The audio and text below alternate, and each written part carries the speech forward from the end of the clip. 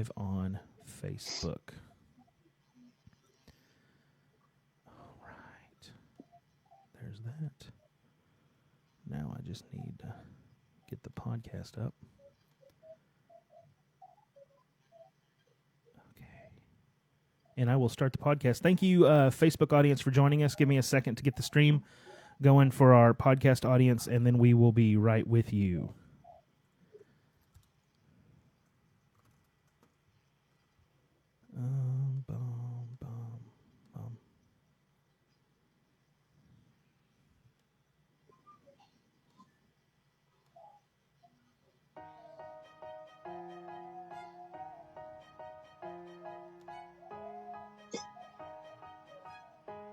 Inspired, of extraordinary quality, as if arising from some external creative impulse.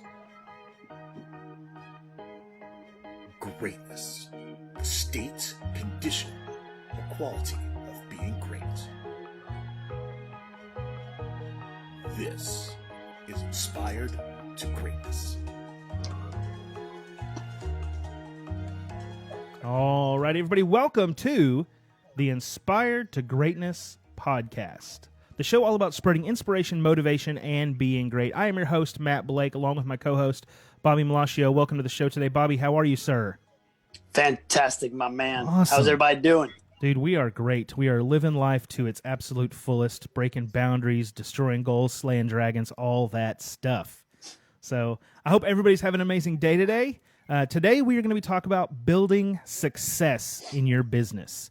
And I know Bobby knows a lot about success, and as do our two guests today. We're going to have on Tanya and Tony. They are going to be talking about success in their business and tell you their story and tell you all sorts of amazing things about them.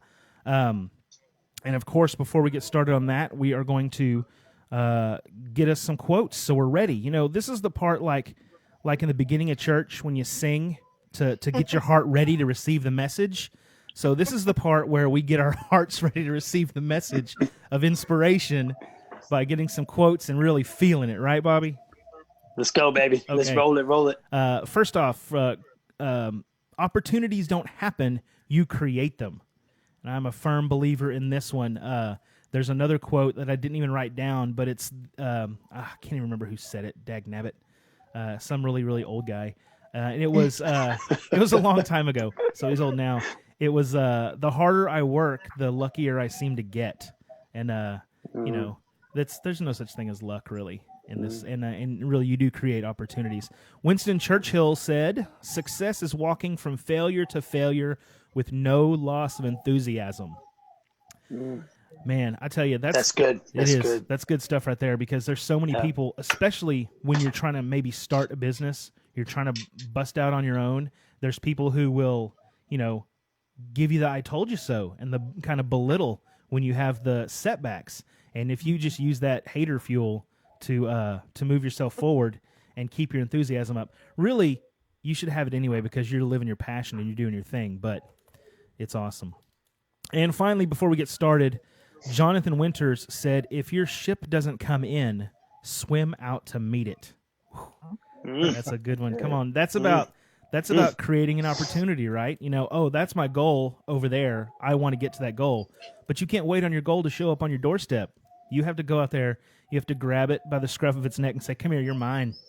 So that's good stuff. Right, good man. stuff. That's right. That's good stuff, bro. It is, man. It is. Yeah. It is. So No doubt. let's hop right in and talk to Tony Perez from Solid Real Estate Services. Tony, how are you today, sir? Hey, feeling great. Awesome. In spite of what's going on, there's still plenty of reason to count our blessings. There is. Lots of businesses are built in a downturn or a recession or whatever you want to call what we're doing right now. I'm not going to call it anything. I'm just going to keep on keeping on.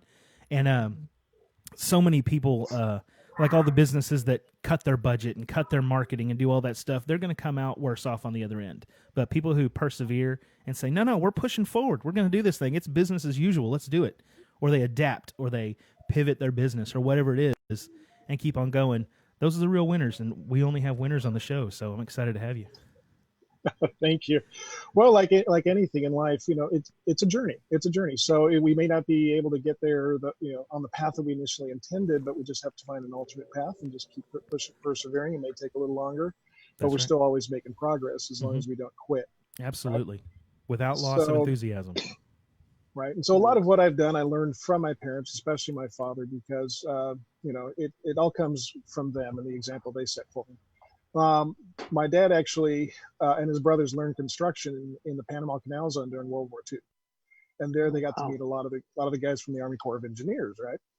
Because they were building a lot of barracks and other housing and other buildings, and it inspired them. Everything they heard about America, because they're originally from El Salvador. So El Salvador, tiny little country. We have counties in Texas that are larger than that country.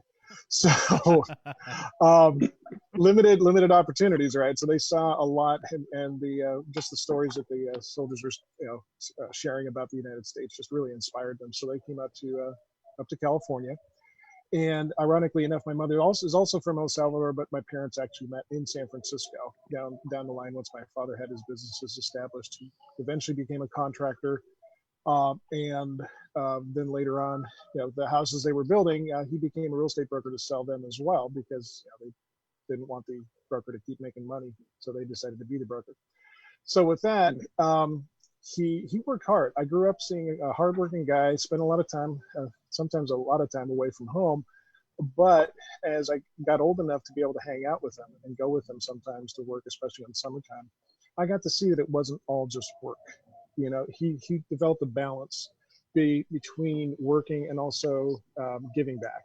Mm-hmm. So when the economy would take dips, when the economy's nice, it's nice, but he'd always find time to spend time to help others.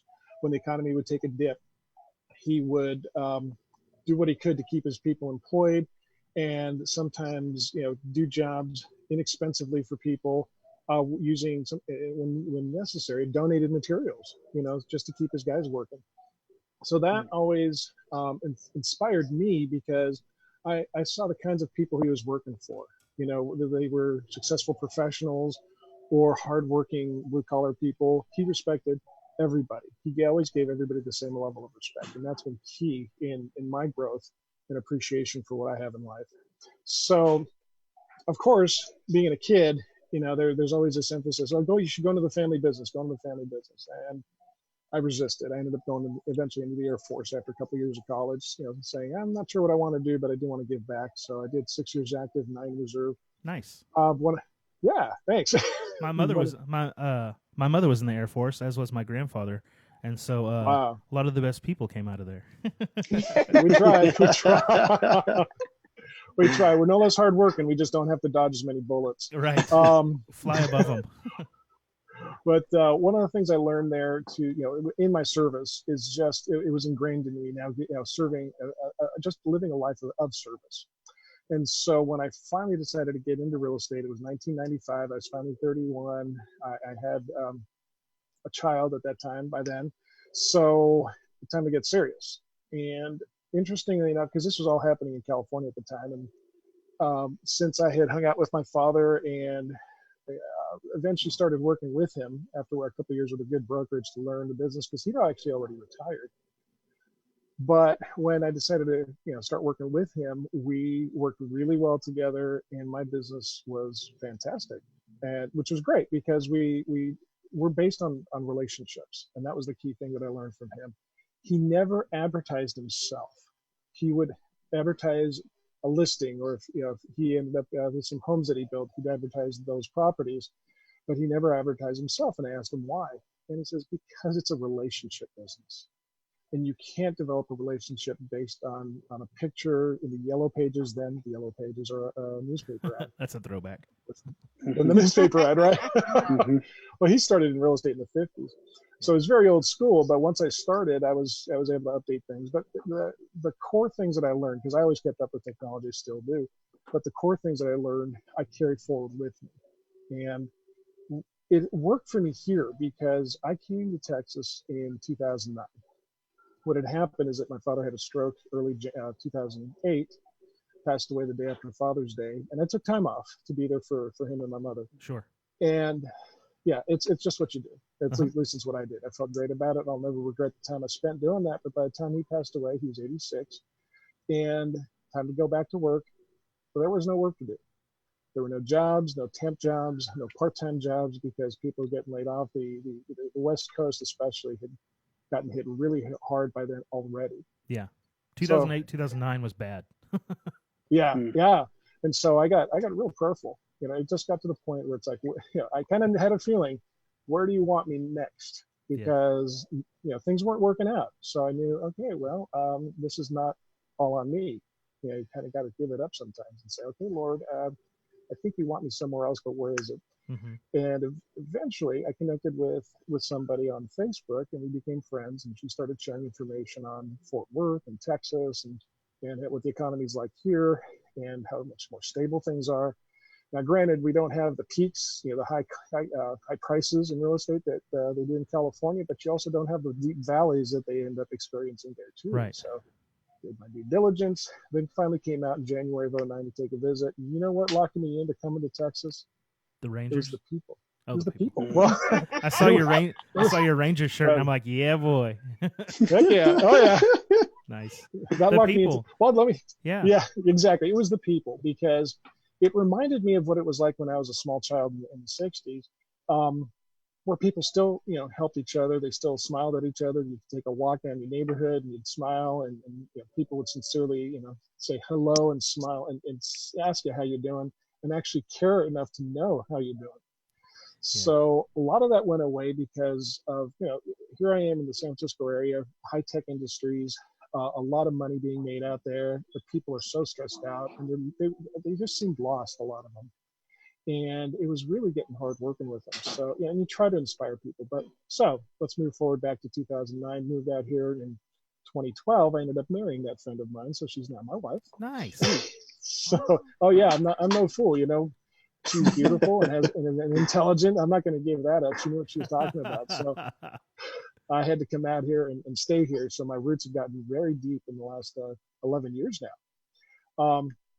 Now, when we talk about success, I think we got to start with one's definition of success. Too many people think success equals money. Right.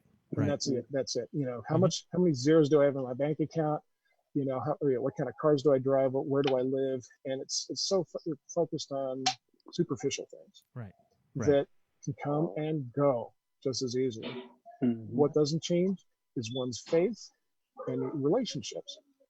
So people here inspired me so much. They've been so nice that that spirit of giving, just really came out of me.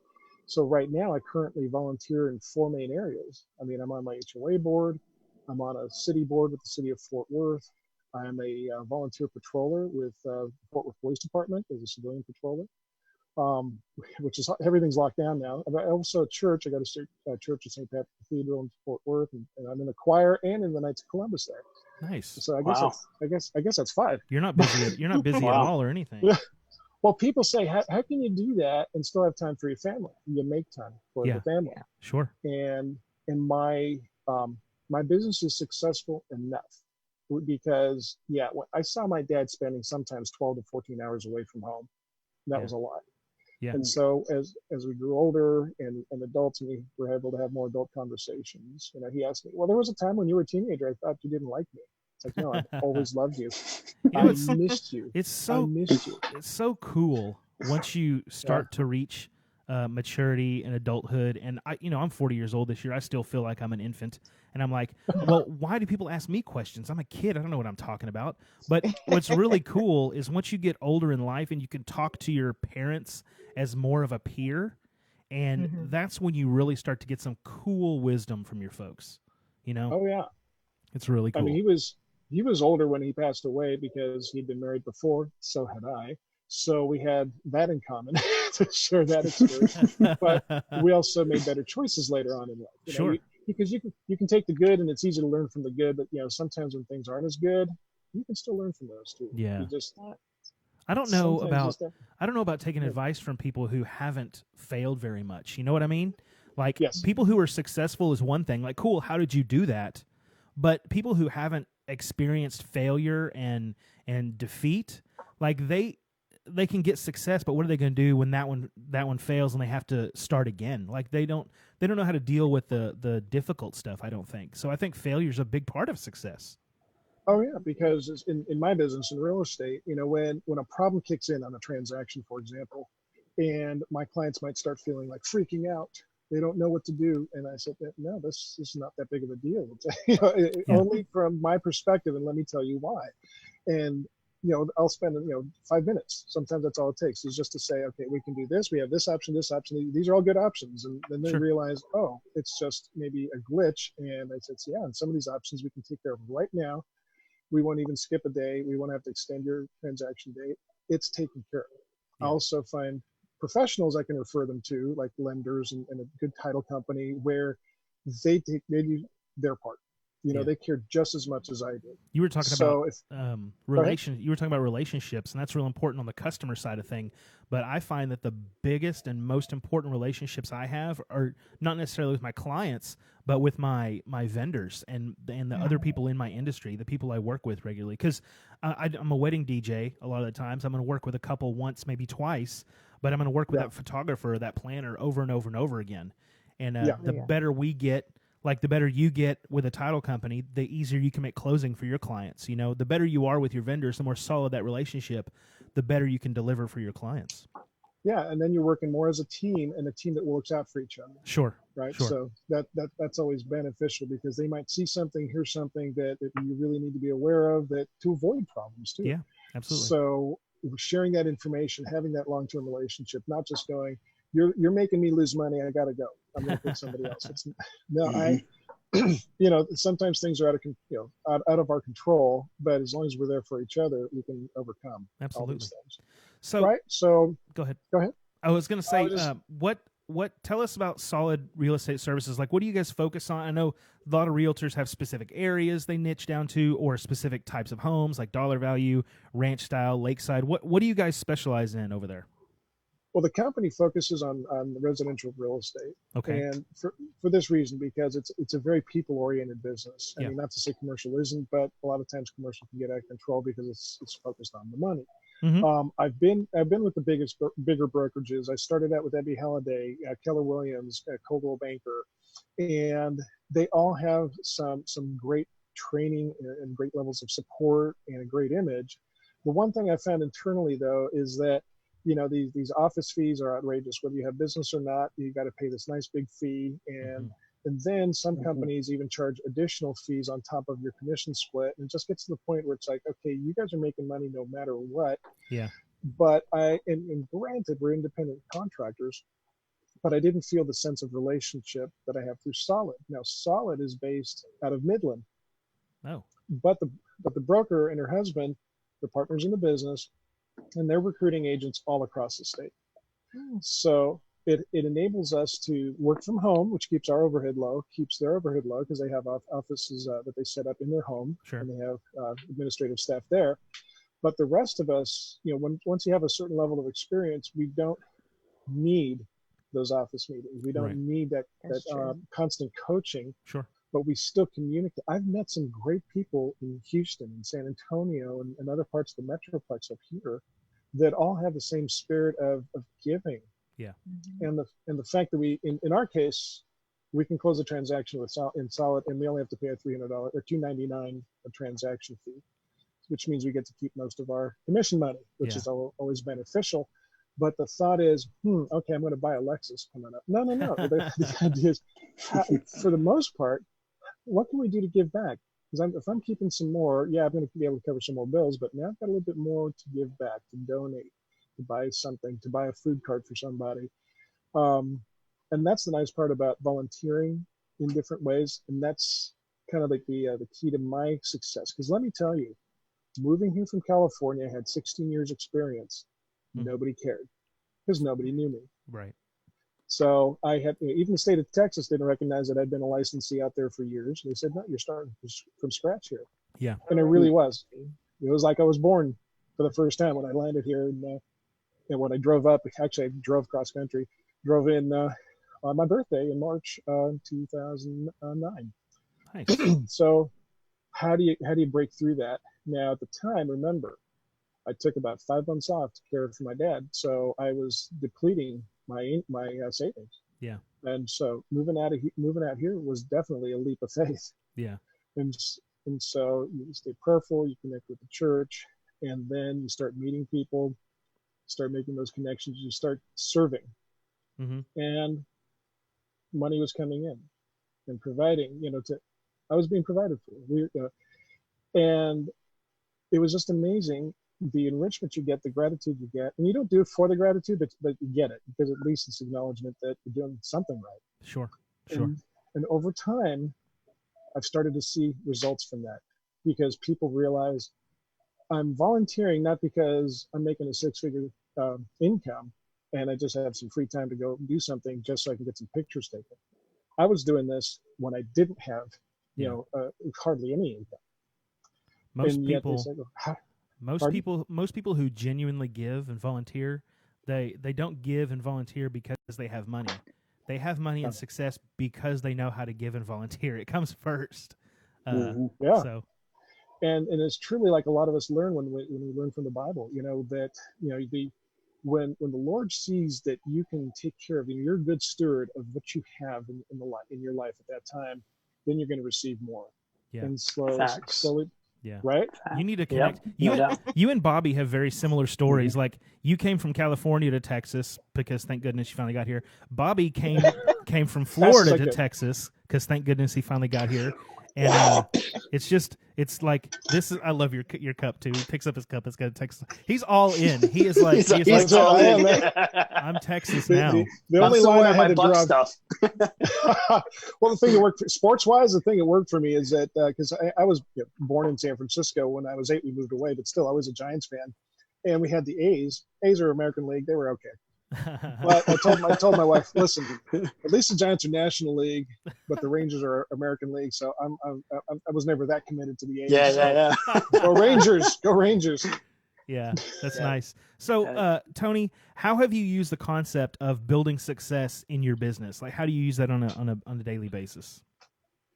Well, success begets success. So, when I close a transaction, I look for how I can utilize some of that money. Some of it's got to go to family, some of it for savings in the future, but then some of it's got to go with how can I use this to in service to others. Sure. And so when people see that, when we do business with him, it's not just a corporate gimmick that you see. I mean, granted, I'm sure that Target and Walmart, and they do a great thing when they post and advertise that they use X amount of dollars, that they bring whatever percentage and kick it back out to the community.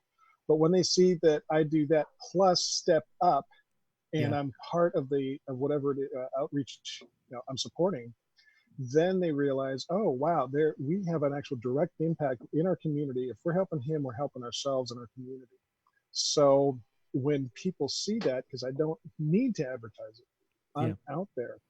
And so keeping in touch and developing those relationships, even right now at this time of social distancing, when you still make the occasional phone call and sincerely ask somebody, how are you doing?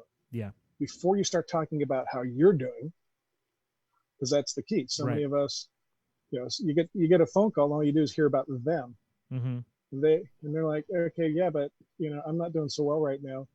But then you run out of time before they can get to whatever problem or you could help them with. Or somebody will call and ask, but what they're really wanting is just you to say something because they have something to tell you. You can tell when the people aren't genuine. You can tell when they're calling up because they want to tell you something, not because they're checking on you or concerned. I mean, there's a lot of sweet people who they have something to tell you. They have something exciting in their life they want to tell you. That's fine. Call me up and tell me the exciting thing. Don't call me up and pretend like you're showing some concern about me. Don't beat around the bush. Genuinely, it's fine. I don't care. I'm going to be good. So that's awesome. And even when I'm doing a real estate transaction, people know that I'm genuinely happy for them. When they close, they even have to ask me to step into their picture. When they do a photograph with their, a lot of title companies now have these big old keys that they have you stand in after you're done signing. Like, I've got the new key to my house. But they have to ask me into that picture because it's like, no, I'm taking a picture of you two because you're the ones that we're celebrating. But you're part of it. Well, they have to pull me into that. I don't just step up and assume I'm part of their success. And they it allows them to acknowledge it, because Sure. that way I'm not forcing it. They're saying, no, you've been a part of that. And that way they understand too, I'm not done with you. Yeah. Even though we just closed a transaction, Yep. I'm always here for you.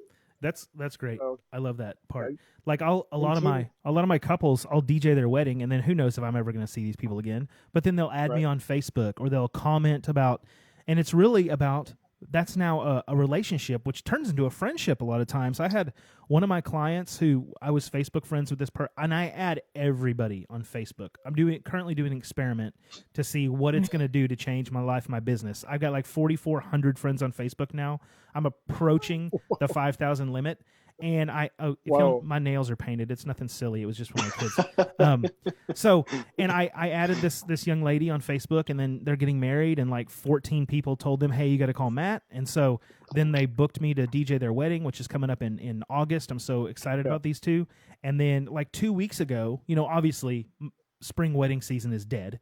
And they called me up and they're saying, hey, can you send us our invoice? We want to pay our balance so you have some money coming in. And that was amazing. Like, I didn't ask for that. I probably prayed real hard for it, but I didn't ask anybody for it. Right. And now, like, we comment on each other's stuff. She giggles at my kids on Facebook, and her her future husband is like this bodybuilder, and I just stare at his photos all the time. And we've got this great relationship going on now. So now, like, months later, when we have their wedding, I'm always excited for it. I love weddings. It's insane. I'll be standing back there trying to play the music and not cry. I'm a gigantic sap, but now we'll genuinely be able to share that together, and I'll be like, I'm so excited for you guys, because I got to see like the last 9 months of their journey toward their wedding, and right. It's great stuff. Great stuff. I love the part of all the relationship stuff, because that's really why we are here. We are here to build relationships, build people up, help each other, because if we're not going to help each other, why are we here? What are we going to do? Yeah. You have gifts. You're supposed to share them. You're supposed to volunteer and give back and all that stuff. So, Tony, I love your story, man. I love what you had to say. I love your concept of relationships. So your real estate business, how are you different from other, like, what makes you unique, besides, old Keller Williams guy or Century 21 guy up the street? What makes Tony different? What makes me different is that I never pigeonhole my clients into an office. I go to them wherever they are, wherever they need me. That's where I go, because something that some people don't appreciate, when you're in the business, sometimes it's all about, like I said, too many people get in it just for the money, and they start to look at ways they need to save and conserve money so they can take more and do stuff or buy stuff with it. For me, it's like, no, I'm blessed to get paid well when I close a transaction. So in the meantime, I've got to make the experience for them as comfortable as possible, so they feel as safe as possible, so they don't feel stressed.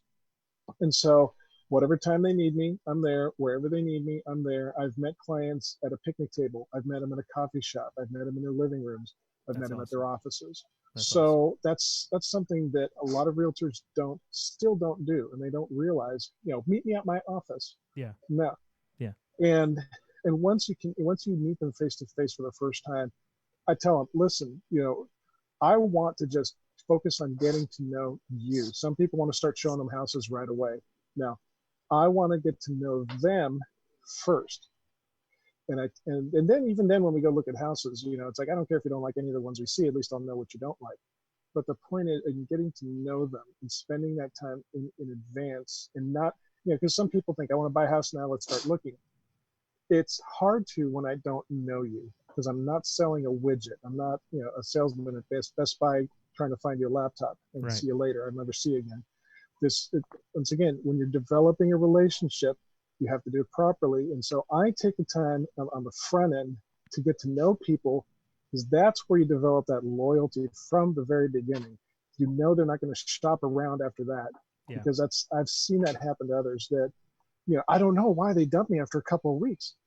Well, how well did you know them? Yeah, did you take the time to get to know them? Everybody needs a realtor in their life, like, that is going to be there. Like, I have my realtor who she sold our house years ago in Haslett for us, and she found us our 2 rent houses we've lived in since then. And we showed up at all of a sudden, we didn't even know this at first, but her son went to high school with my two oldest kids. And so we were Friday nights, we were hanging out in the stands watching football together. And you've been in Texas long enough to know football is like second to church. And so, we've both, I've been in different businesses. She's had different side businesses. We've supported each other's businesses in the past. She's been over to a wine tasting at our house before. And it's just that thing about having someone you can trust and rely on who's there for you as part of that relationship. I think it's beautiful. I think everything you said is amazing, especially the moving to Texas part. And and let me throw in one little nugget too, because I'm my father's legacy. That one commandment in the Bible about honoring your mother and father. Uh-huh. Now my mother thinks it means that I'm supposed to still do whatever she tells me to do. And with me, it's what I do today is honoring my father. Yeah. Because when we after the burial and we had a luncheon and a wake basically, and I got to talk about him, I said one of the most amazing things for me is that a lot of his friends became clients, but also a lot of his clients became friends, and all of them ended up loving him just the same at the very end. That's awesome. So that's the kind of legacy that I have to live up to, and I'm happy to do it. I'm at the point, and that's spectacular. I love that. That's good way to look at it, because I look at it that direction a little bit. I'm not in the same business as my dad, so it's not as apparent that I'm his legacy. Although I'm a junior, so I'm named after him. He always says, "This is my name. This is my namesake." And right.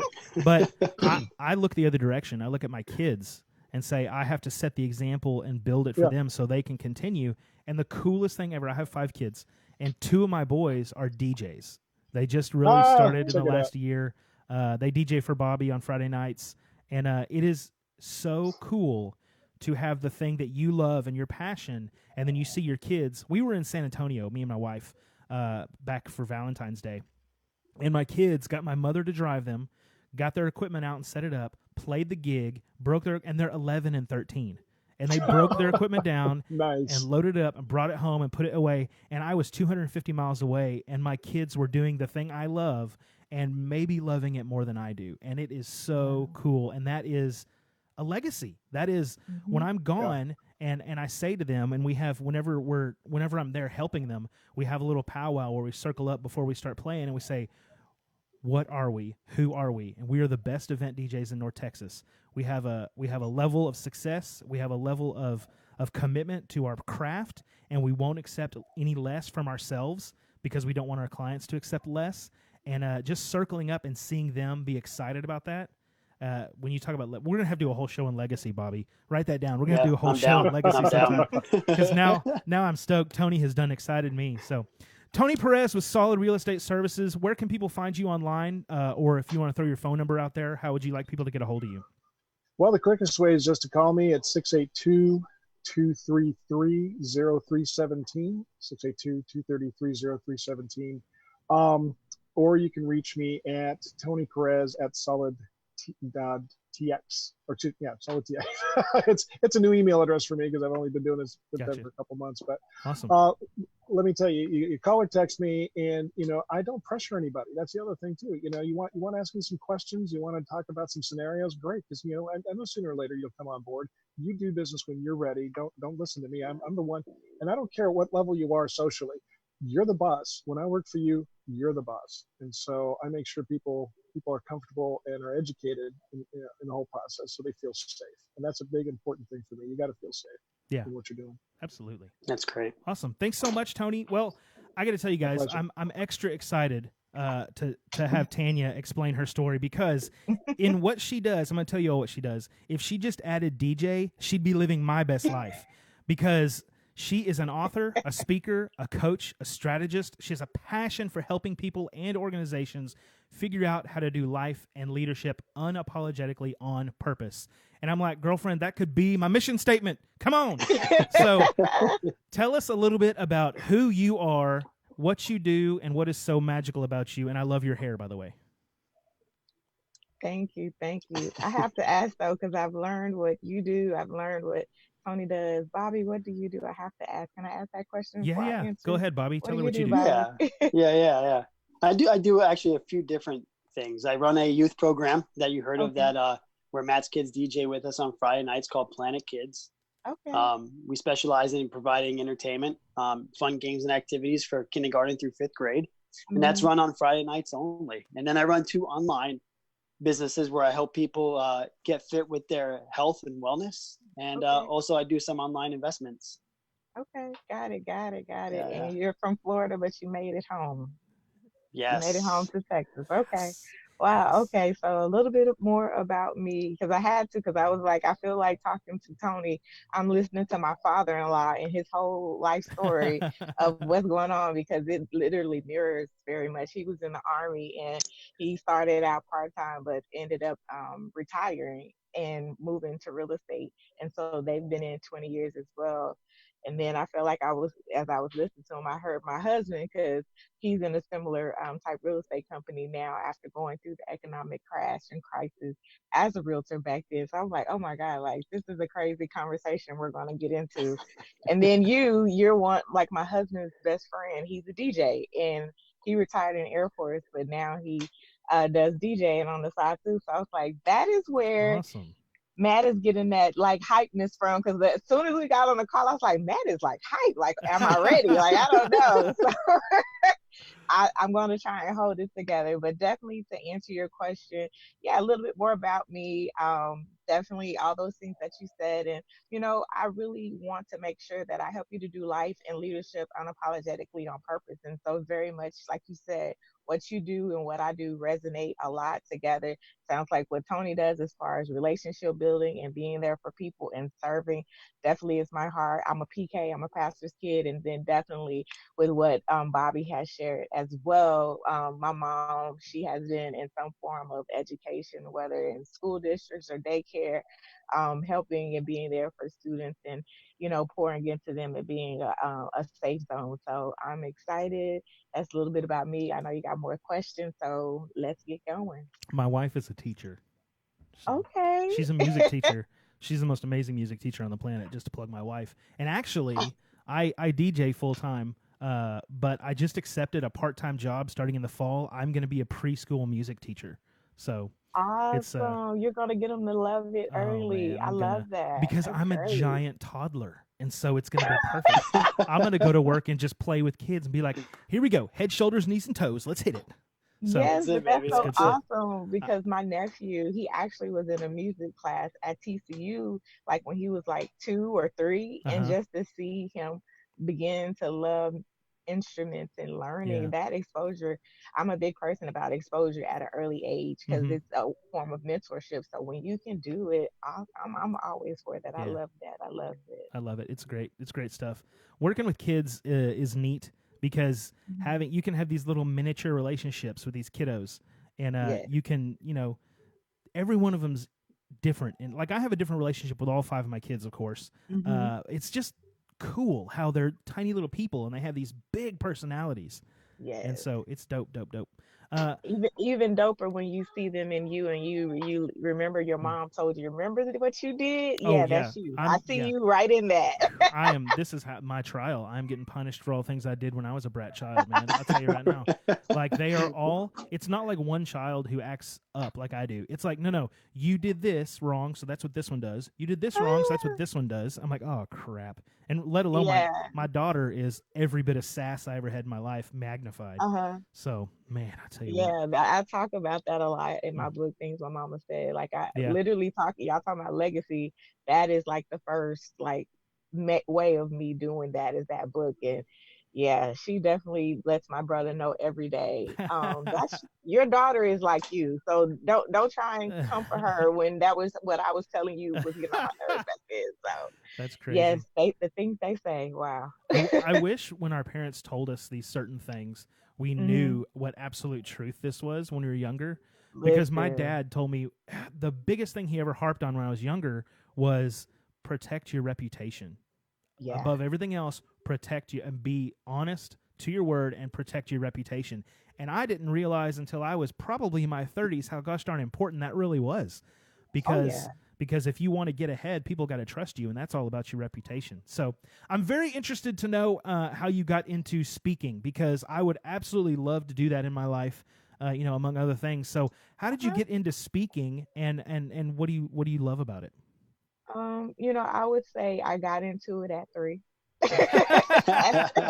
Did you not hear the part where I told you I was a pastor's kid? So Yeah, if yeah. nobody else got the mic to speak and talk and say what you got out of the Sunday school lesson and the story behind it, and then you have to do a little evangelizing in it too, like Come they're on. gonna give you that eye and you're gonna have to do it. So Yeah. yeah, like literally I feel like I've been trained to public speak, from a Mm-hmm. very early age. And so that's why, my style and flow, it sounds, pretty foreign, because I'm like, I've been doing it for a long time. But, I think just as number one, there's opportunities to do it, of course, through Toastmasters and learn the fundamentals. But honestly, just showing up, because the reality is everybody in every aspect, they need somebody to speak on their life. They need somebody to speak on their story. And so whether it's an opportunity as I'm speaking now and I'm a part of the podcast interview with you, Tony and Bobby, or if it's an actual opportunity and I'm in front of, a group of kids and I got invited to just talk and build some relationships and mentorship. That's a way. Like, honestly, you're already doing it, Matt. Like, literally, when you get on the mic, you might be talking about music and you may be playing tunes, but I'm pretty sure you're dropping some major nuggets. And so you just have to look at it as what you already have and what you're already doing, and pull from those opportunities and build upon it. And so that's Yeah. what I would definitely say, you know, being a part of organizations, even becoming leaders of those organizations, just showing up. That would be the main way I would say I've done it. And the advice that I would give to anybody that's looking to be a speaker is just to show up, and show up with who you are authentically and real. And people are going to see what you have and what you want to say, and they're going to bring you in. Yeah. That's awesome. That's awesome. What kind of topics do you I know you've wrote many books, but what kind of topics do you discuss? Or what kind Well, of topics are you available to discuss? Well, like you said, I'm like your other cousin from another mama. So we definitely talk on the same thing, definitely for sure. I talk a lot of times on the 4 pillars of my brand, which are purpose, passion, vision, and destiny, because everybody's trying to figure out what they're passionate about. Mm-hmm. Everybody's trying to figure out what their purpose is. Everybody's trying to figure out, how do I do a vision, or even, strategize. And then they're trying to figure out, okay, well, what's my destiny? What's my reason in life? What am I working to? So those are always definitely conversation starters. I also talk just about, being unapologetic on purpose, because so many people often find it difficult to be who they are, to be their authentic and true self and show up that way, and do it because that's what your purpose is, that's what you're called to, that's what you're assigned to. So I talk about that. And then, I have 3 books, so a lot of times I may, be asked to talk on something that relates to that. And then honestly, because of what I do and what I talk about, which is, ultimately tied to purpose and those aspects, is very much a foundation piece.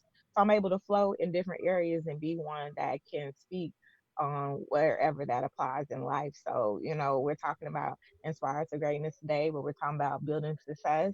But, I may be talking about, leadership, or, strategies to be able to, run your business and be effectively based upon the core values and principles of your business. Or I may just talk about friendship, because at the end of the day, who I am shows up. The foundation of what I am is able to be spoken to. And so we just flow. Yeah, absolutely.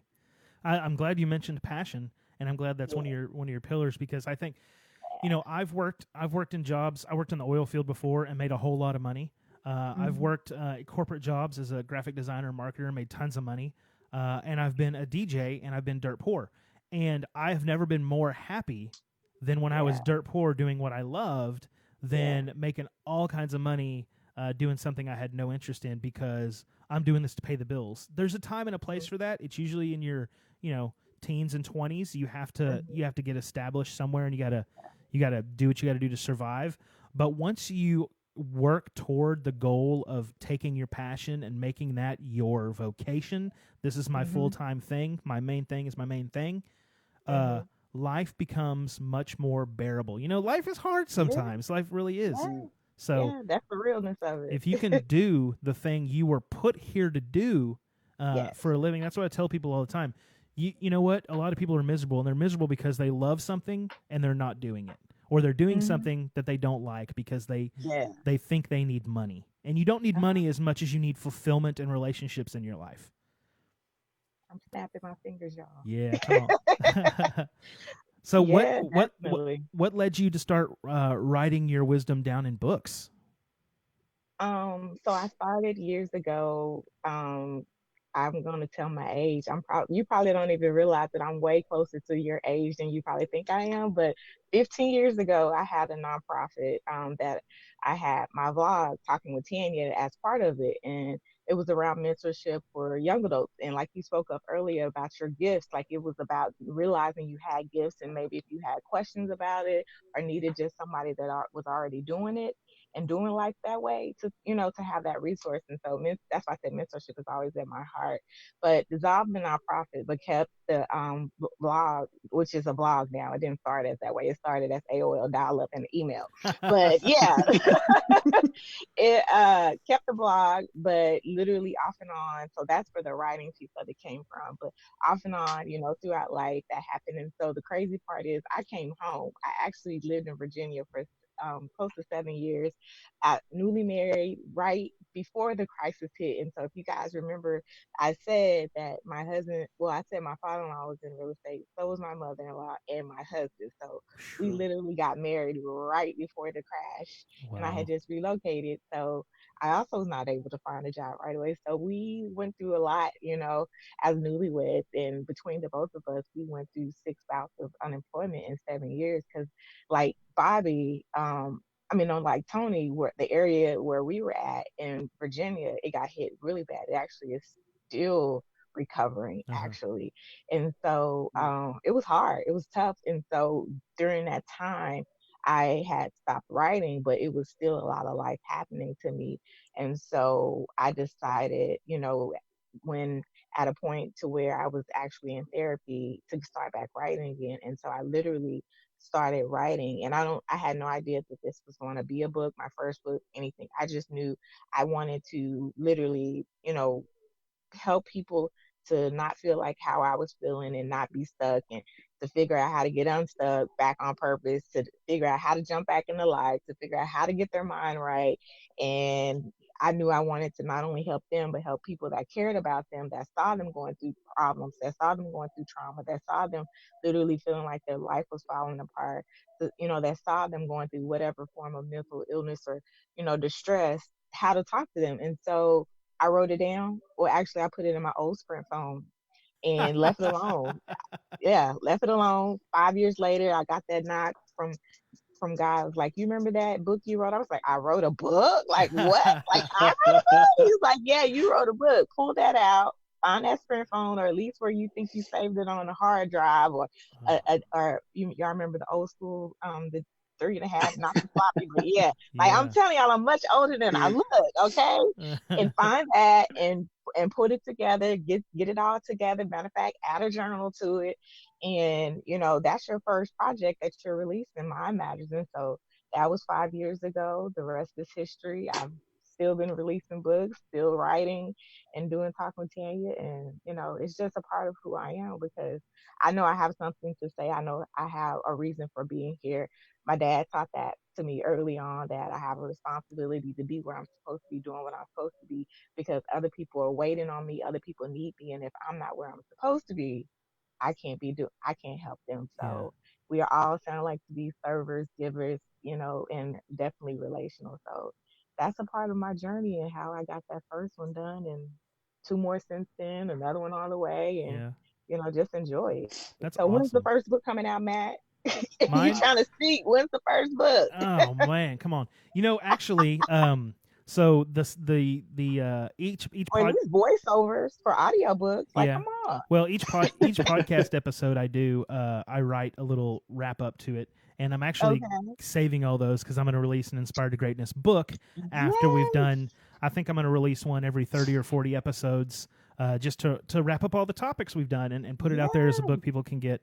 And Yeah, do it as so a series of volumes. But seriously, you need to think about doing voiceover too. yeah.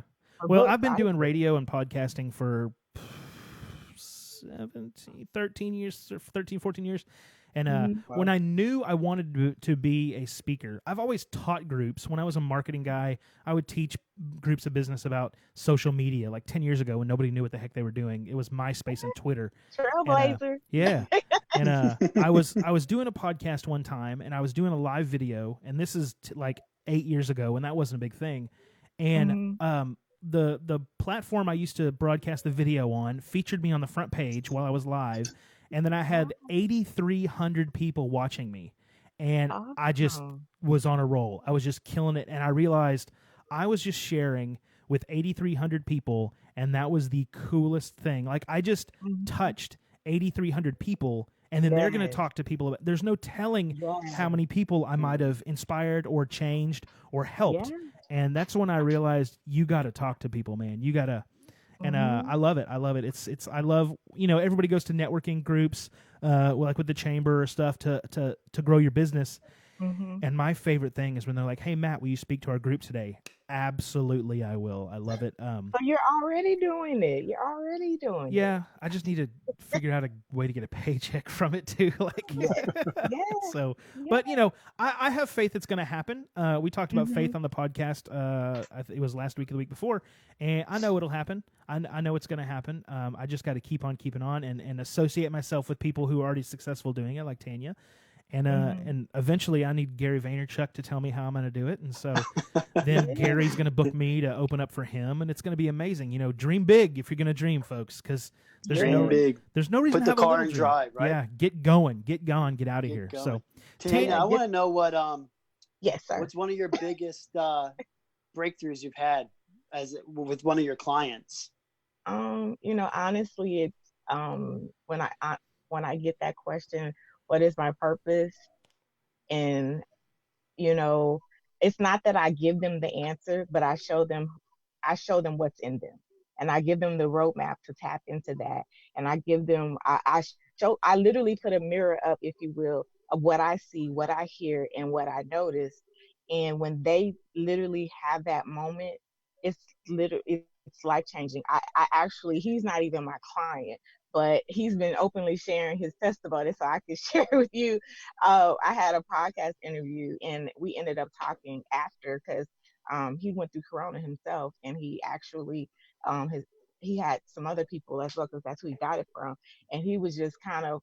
He's normally a comedian, but he said he wanted to talk about it and was really just trying to figure out the right person to bring on to talk about it. And so we finished rapping and everything, but I knew from what he had shared, there were some things that we needed to talk about. And, like you said, sometimes you just do it because it's who you are, it's in you, and you do it for free. And so, just talking to him and just kind of listening to what he said, mirroring it back, allowing him to say allowing me to say what he isn't saying or what he isn't seeing, and give it right back to him. He's made like monumental, like I'm literally getting a message like every day, like, Tay, like this happened. Oh my God, like you really just opened my eyes to myself. And so just that, it just makes me feel so great. It makes my heart feel good, because so often, and I'm definitely sure you do this with the kids you work with, that they don't see who they are. They don't see their potential. They don't see the evidence of what's in them. And so whether they're a child or whether they're an adult, if we can show them what's in them and reflect it back to them, and they get the ability to just really own it and really know it's the truth of who they are, it changes their life. So I'm sure that is a lot of what you do. You may do it through entertainment, but I'm sure you're doing that right back to them and showing them the way to be themselves and be authentic and show up. Y'all just dancing at the same time. Yeah, That's awesome. That's so true. As a parent, it's our obligation to point out to our children, hey, you're really good at this. Hey, have you ever tried this? Go try this. Lead them in that direction to try it, because they don't know until they know. They don't know how to put a shirt on until you show them how to put a shirt on, right? Yes. Yes, So, and they don't know that button downs exist because they've always worn t-shirts. So even that exposure to right. the other, like, they may only see one thing, but if you show them that there's more and there's options, that's amazing Yeah. as well. My So 9-year-old kudos to you. My 9-year-old didn't Mhm. know his favorite thing was to run around without a shirt until he wore a shirt. So, that boy, Good. I find shirts in my garage all the time. I'm like, where did this come from? As soon as Daniel gets outside, he's like, no shirt. Let's do it. Let's party, man. I'm like, child, you are something. But, you know, the fun thing is how authentic kids are and how once they discover what they like, they just go do that. And that's a lesson right there. That's a lesson. Yeah. Yes. So, Tanya, how have you used and how important has building success been for your business, your brand? You know, it's crazy. Tony said something, success begets success. And I was literally going to say, I love that you said building, because a lot of times people think that is, you know, how did you get success? And they leave it and they shut the door and that's it. Like once they get to that one thing, they think it's over with.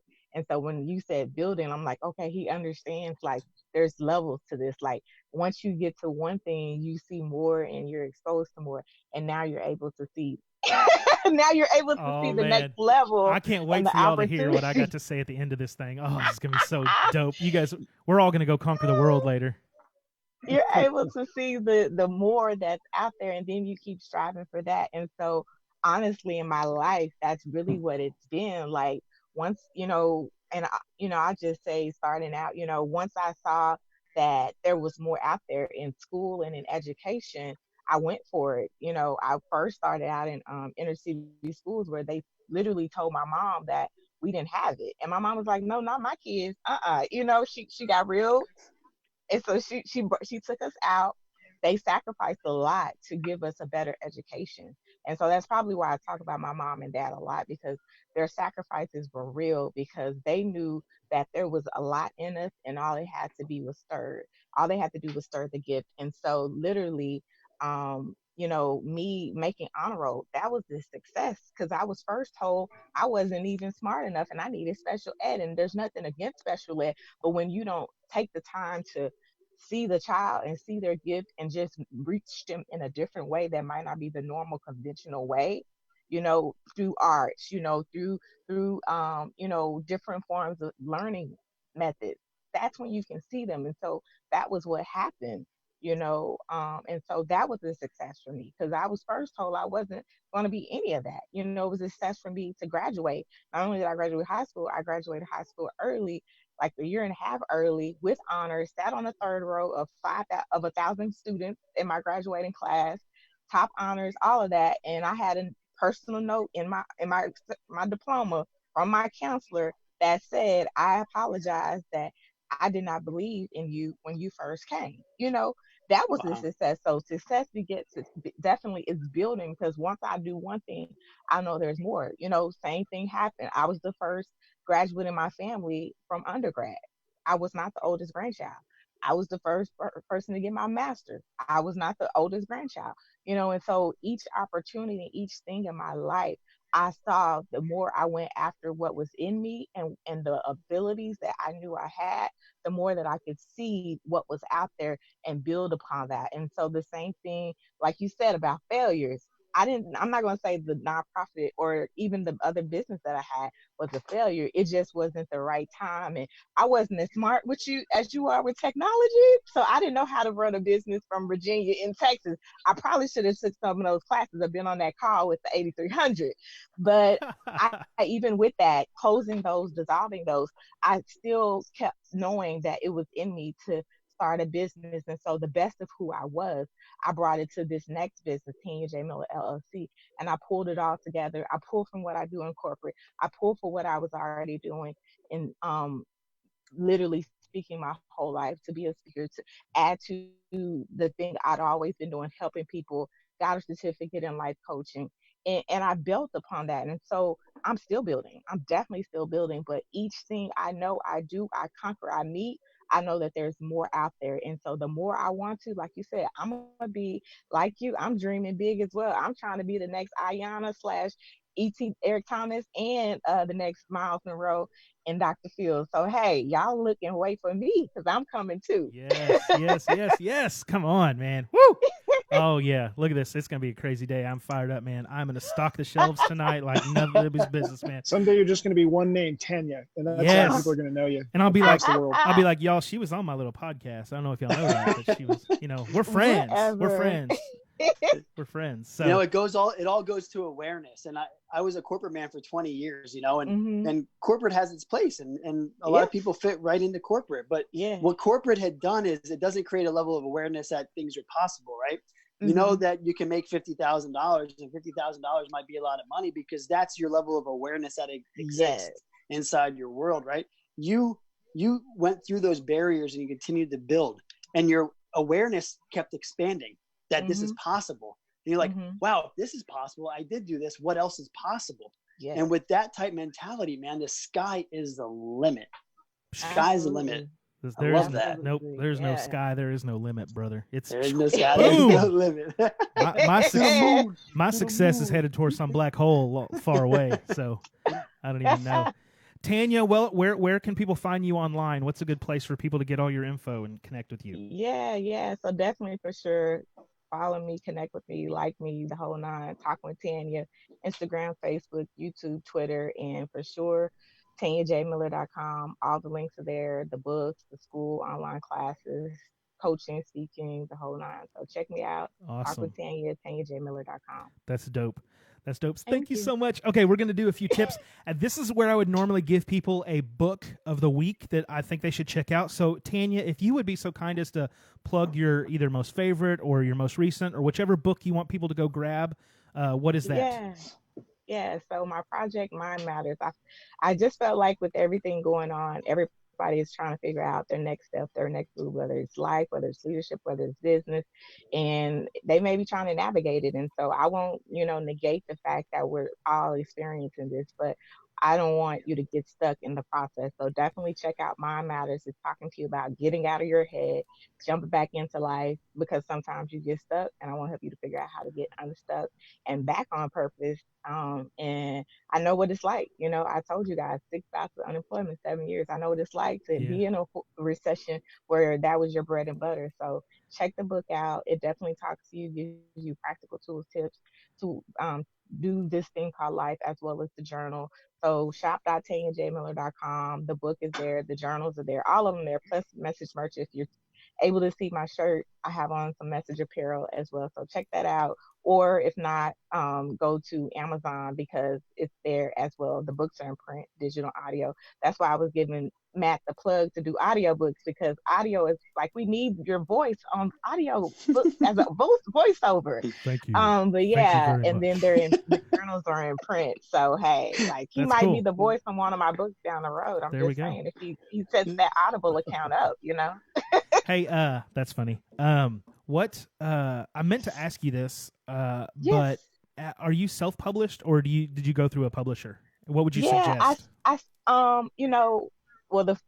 I know you didn't ask this, but the number one question I always get is, I'm trying to write a book, but I don't know where to get started. I can't get it out. And so I say, get it out, literally have diary rhythm out, vomit it out, just put it out on paper, because everybody, like you said, the team of what they are, your vendors, and what they're great at will do their part. Your part is just to write and get it out. So that's one thing as a little tip to help you build your success if you're trying to be an author.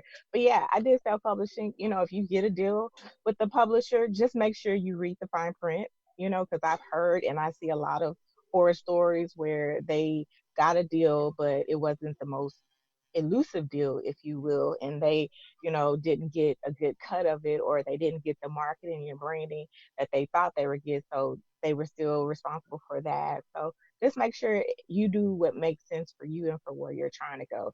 If it's a great deal, do it. If not, but you still know that you have words and a message that has to get out there, self-publishing is definitely a great opportunity. And there are a lot of resources, as well as publishers that help you self-publish through independent publishing as well. So awesome. A lot of resources out there. So dope. That's awesome. Great. Thank you very much, Tanya. TanyaJMiller.com. You guys check her out.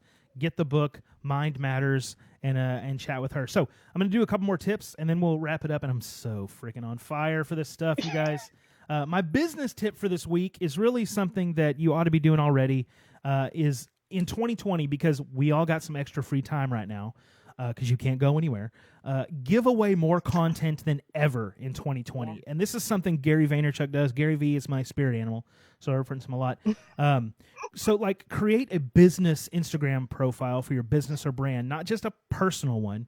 Use the link in your Instagram profile. A lot of people don't put anything in that link. That's the one spot on Instagram you can put a clickable link in your profile. So update it regularly depending on your goals and what you have going on. Create a blog or a podcast. Develop an email list in MailChimp and set up an automated email that reads your RSS feed from your blog or your podcast and have it automatically send it out to your list every week or a few days or whatever. And in the content you're giving out, focus on giving value. Give 3 to 5 pieces of value before you even advertise what you do or talk about your business. The goal here is to position yourself as an expert. Give away, and then be like, hey, by the way, I do this and that and the other. And then give away. Don't ever stop the flow of content, the free information, because it's about helping people. It's about building your brand as someone people can rely on for information and help and tips. If anybody ever calls me up and says, Matt, I need help with this, I do not say no. I say, okay, I can do that. Here's what you should do. Or I say, you know what? I will figure something out for you. Or I say, let's call Bobby. Bobby knows about this, and we'll chat with him. Whatever it is, don't turn people away when they call you for help, because what they're doing is they're looking at you as a valuable resource. And if you say no, or I can't help you, or I don't know, then they go find another resource, and then you lose that value that you have with that person. So that's my tip. So my tool, I found this the other day. It is so dope. It's called SlideBot. If you go to slidebot.io, it is a super cool and easy presentation maker. Basically, you just put the phrases you want to have on each slide in your presentation, and it automatically pulls in photos and automatically builds the presentation. You guys just have to go check it out. It is super easy. You can do the presentation right from there, or you can export it to like PowerPoint or a PDF or something. But slidebot.io is so, like, if you change the text, then it'll automatically reformat it. If you change the photo, it'll automatically reformat the slide. It is hyper intelligent, super dope. And I'm a graphic designer and marketing person. Like, I could pull out all the bells and whistles and do this dope thing, but you don't have to anymore. Like, you can focus on, a designer can focus on designing the nuance of the brand and the logo and use these dope tools for all the other parts of it. So slidebot.io is really, really cool. So I hope you guys check it out. Bobby, I've had a lot of fun today, man. Have you? Bobby? Are you there, Bobby? Yeah, man, no doubt. Okay. Sorry. No doubt. Thank you all for yeah, can you hear me? Can you hear me now? Can you hear me now? Yeah. Can you hear me now? I think we just glitched for a minute. The internet could not handle all the awesome that was being put down. Okay. So we're gonna end here, and we're gonna I've got a few little quotes, and you guys feel free to jump in on these quotes if you have something to say about them. But the first quote is, failure defeats losers, failure inspires winners. And I think we've touched on that a little bit already, but I think it is amazing to look at what failure can do for you and your business. Because for one thing, it's a learning spot. Like, you're going to figure out that didn't work, or I can't do that at this time.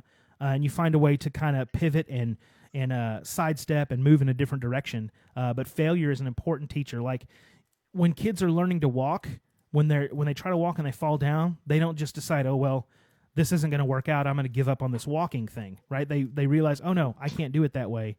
I got to do it this way. So I think we're having a little bit of lag in our stream. So if y'all hear the guests like respond to something I said 10 seconds ago. Yeah, I think there's a little bit. I think that's good too, because it's a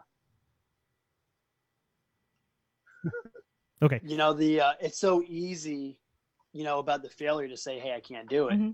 Are we all here? We're all together. It's we have to ask ourselves, what did we learn? Just like with the trading, if I can take a trade and I can take a loss and I can get ticked off and not take a trade ever again, or I can learn from this situation. Yeah. What did I learn? Where did I go wrong? What was the wrong move? Right. So we have to ask ourselves and build this continuous behavior, man. I love to fail. Yeah, totally. The more I'm learning, right? Mm-hmm. Yep. Can I bring something up that is related to this? Please do. Yeah, bring it up. I may. Okay. One of the things that I've attached myself to a lot are inventors that we've seen through history, and one of them is Thomas Edison.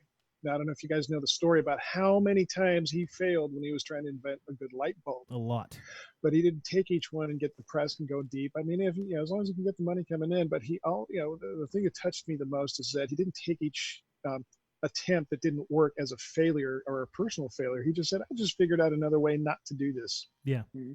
So, then you just say, okay, that didn't work. I just keep pressing on to figure out what will work. Yeah. So don't ever give up. Y'all know the amazing invention, the upside down ketchup bottle, and how you can just squirt it now. The guy who invented that concept tried hundreds of times to design it where it would work right, and it didn't work. And finally, when he finally got it to work, then he sold the patent for the upside down ketchup bottle for millions of dollars. So, whatever your light bulb or whatever your ketchup bottle, don't be dismayed when it doesn't work out the first time. You got to fail to win. Unless you have an undefeated season. Tanya can probably validate this idea too, because so many times we have to reinvent ourselves, don't we? Yeah. And just keep going. Well, the way I did this doesn't seem to work. Well, what other way can I do it? Yeah. I'm looking forward to reading your book or books. Thank you. That's awesome. Thank you. Let's see. Napoleon Hill said, strength and growth come only through continuous effort and struggle. And there's that struggle thing again. You have to have something to overcome to be great. You can't just show up and be like, I'm great. Woo. No, it doesn't work like that. So, another guy whose name I cannot pronounce, he's the founder of Reliance Industries.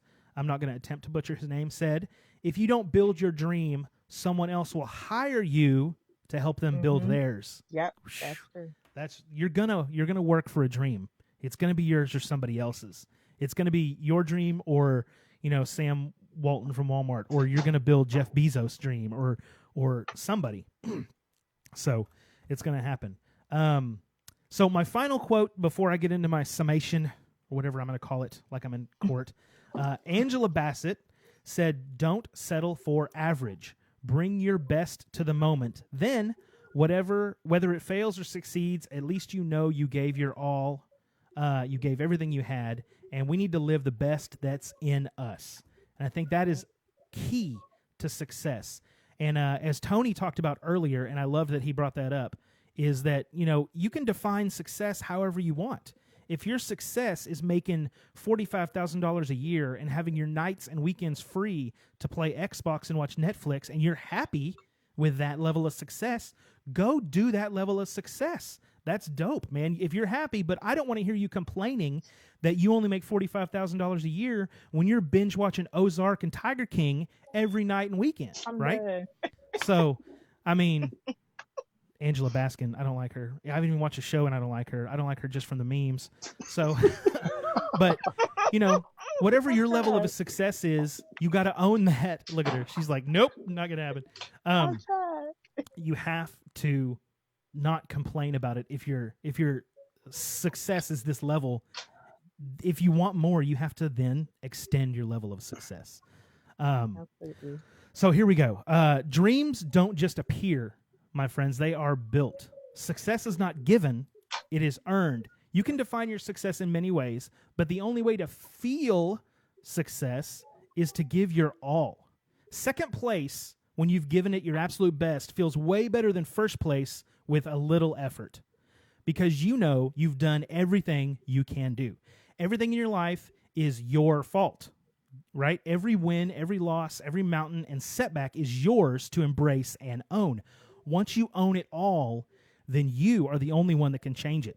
Blaming others for your setbacks and challenges only takes the power for success away from you and gives it to someone or something else. Take responsibility for everything, good and bad, that happens to you, and the success feels much better. You know that it was all you. You made it happen. Your work earned your success. And I'm so glad that Tanya brought this up earlier. Always be building more, working for more, striving for more. That doesn't mean you're never satisfied, that you don't have gratitude for the things that you have. You have to have balance between gratitude and a rabid desire for success. Give everything you have every day to move forward. Be better and build incredible success. My friends, it is time to give up. That's right. It's time to give up your excuses, give up your fear, give up Netflix, give up YouTube, give up the status quo. Become fearless. Describe your purpose and own it. Write down your goals and go get them. Go build your success. Don't tell people and don't tell me what you can't do. Go out and show me what you can do. So I am super excited about today's show. Thank you so much, Tony, for being here. Thank you so much, Tanya, for being here. Thank you. You guys were awesome to chat with, and I love every word that came out of your mouth. Bobby, I so appreciate you being my right-hand man on the show. And and in my life, really, I talk to Bobby all the time, and he's always checking on me. The only person who checks on me more than Bobby is my pastor, and I think it's spectacular. So, love you, buddy. To all my guests and to all our viewers and everything, thank you for joining us on Inspired to Greatness. Please check back with us each and every week for fresh tips and new guests, and you can visit our website at itgpodcast.com. And you can look for the show on Spreaker, iTunes, iHeart, and Spotify. If you would like to be a guest on the show, please visit itgpodcast.com/beourguest. If you have a question or a topic suggestion, you can email the show at inspiredtogreatnesspodcast@gmail.com. You can find the show on, Facebook at Inspired Podcast, and on Instagram at Inspired to Greatness Podcast. And remember, everything and all the links is on our website at itgpodcast.com. Thanks again, my friends. Go do amazing.